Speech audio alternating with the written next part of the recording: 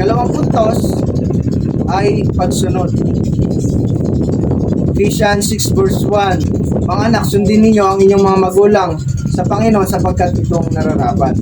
Sa banal na kasulatan ng Kristiyano, hinahamon na sundin ang mga nakatataas sa Kanya. Sino ba yung mga nakatataas sa atin? Opisyal ng gobyerno, ano ba sa barangay? Ano yun? Sa pamilya, sino ang nakakataas sa atin? Lolo, tita, tito, mga ate, kuya, nanay, tatay, di ba? Sa banal na kasulatan ng Kristiyano, hinahamon na sundin ang mga nakakataas sa Kanya. At sa tahanan ay kinakailangan magpasimula ito. Kasi hindi mo maigagalang yung kapitan mo kung yung mismong nanay mo kasi sinasagot-sagot mo, di ba? Hindi mo maigagalang yung kahit isang pinakamababang opisyal ng barangay, sabihin na natin, tanod, hepe ng tanod. Hindi mo kayang galangin yun kung kuya mo nga ay sinasagot-sagot mo sa bahay ninyo, di ba?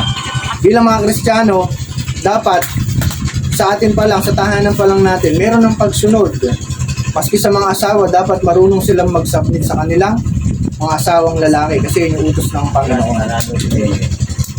Kapag ang sino man ay nagkulang ng paggalang sa kanyang ama at ina sa lupa, siya ay nagkulang din sa kanyang paggalang sa Diyos, ang ama sa langit. Ganun pala.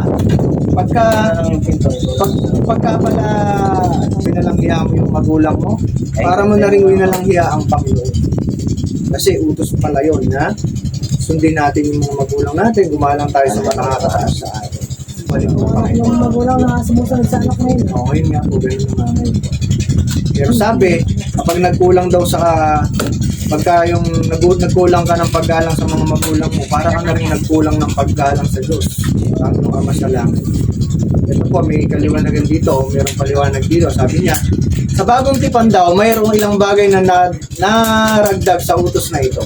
Ang mga salitang sa Panginoon. Para sa kabataan na hindi ligtas ang kanilang mga magulang, kinakailangan sumunod sila sa kanilang mga magulang kapag ang kanilang kahilingan ay naaayon sa Panginoon. Diba, di pa Christian yung tatay mo. Diba? Kailangan nating sumunod kung yung mga kahilingan daw nila ay naaayon pa sa Panginoon. Sabi, halimbawa ako, may tatay ako. Pag inutusan ako ng tatay ko, hindi Kristiyano tatay ko, inutusan ako ng tatay ko na magbenta ng drugs, syempre hindi ko susunod. Kasi, sabi nga, sa bagong tipan daw, mayroong ilang bagay na naragdag sa utos na ito, ang mga salitang sa Panginoon. Para sa kabataan na hindi ligtas ang kanilang mga magulang, kinakailangan sumunod sila sa kanilang mga magulang kapag ang kanilang kahilingan ay naaayon sa Panginoon. Bawa, utos naman ng tatay mo maglinis ng bakuran, susunod tayo. Pero pagka yung pinagbebenta ka na ng drugs, hindi na tayo susunod. Dahil sabi po, kung ang mga magulang ay humiling sa kanilang mga anak ng mga bagay na hindi naaayon sa salita ng Diyos, kanilang pinagmamalagyan ang kanilang tahanan bilang isang magulang. Diba? Kaya nga siguro, basta ito na kaman to bilang isang anak, bilang isang Kristiyano. Pagka yung lalo na't nasa poder ka pa ng magulang mo, tapos hindi Kristiyano, tapos inutusan ka ng mga bagay na labag sa Panginoon, Hindi ka ng alam. paano po yun? Kasi sa pan kasi ng pagkakasala, yung accountability yun eh. Sinabi mo, di ba merong nasulat sa Roma chapter 12 verse 2. Yan yung Roma chapter 12. Huwag kang makiayon. Huwag kang makikinayon sa takbo ng mundong ito. Yun. Kuminsan, yung compromising, mali pa rin yun. Kahit sabihin mong, kasi magagalit yung tatay kapag hindi ako sumunod. Diba? Kuminsan, halimbawa, malaki ka na. Yung kaya mo na yung, alam mo na yung mabuti at masama. Pag sinunod mo yun, damay ito. Sa mga Kristiyano naman, brother Archie, diba? Kristiyano ka na. Basahin mo yung 6:13 ng Roma. Huwag na ninyo ipailalim sa kapangyarihan ng kasalanan ang alinmang bahagi ng inyong katawan bilang kasangkapan sa paggawa ng kasamaan. Sa halip, pasakop kayo sa Diyos bilang mga taong namatay na at muling binuhay at ihandog ninyo sa Kanya ang inyong katawan bilang kasangkapan sa kapangyarihan. Yan yung sinasabi dun sa mga Kristiyano na hindi po pwede yung bata, si Kenzo, susunod yun.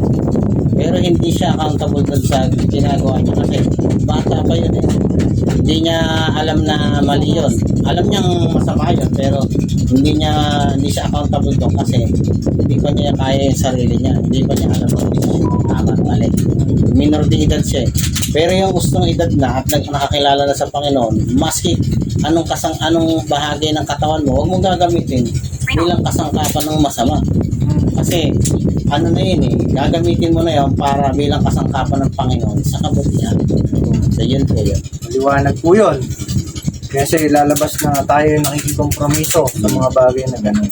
Sa bawat pamamaraan ng pamumuhay ng Kristiyano, ng isang Kristiyano, si Kristo ay kinakailangang manguna. Kumbaga yung pagiging lordship, yung lordship ng ating Panginoong Hesus sa ating buhay. At sa iba na nakakataas sa atin, tayo ay kinakailangang sumunod. Sana po maliwanag yan. Yung pagsunod.